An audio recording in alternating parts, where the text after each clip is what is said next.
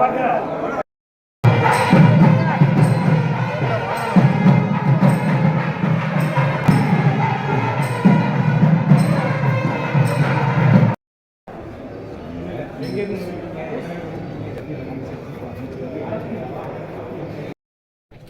சீமைக்கு வருகை புரிந்திருக்கக்கூடிய உங்கள் அனைவரையும் திருநெல்வேலி மக்கள் சார்பாக வருக வருகை இந்த அன்போடு உங்களை நான் வரவேற்கிறேன்.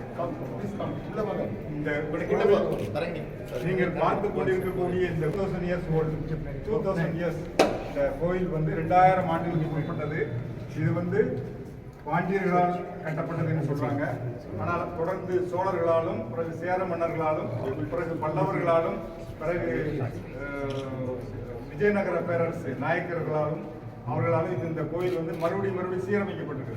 திருநெல்வேலி என்றால் 3 விஷயங்கள் நினைவுக்கு வரும். திருநெல்வேலி என்றால் நெல்லையப்பர் கோயில், திருநெல்வேலி என்றால் தாமிரபரணி ஆறு, திருநெல்வேலி என்றால் இப்ப இருக்கக்கூடிய அல்வா. நீங்க எல்லாருக்கும் உங்களுக்கு அல்வா நேத்தாலதான் 2 கடை அல்வா கடை இருக்குது. வந்திருக்கேன். என் கூட 56 பேர் கனடா, ஸ்ரீலங்கா, ஆஸ்திரேலியா, ஃபிஜி மற்றும் வந்திருக்காங்க.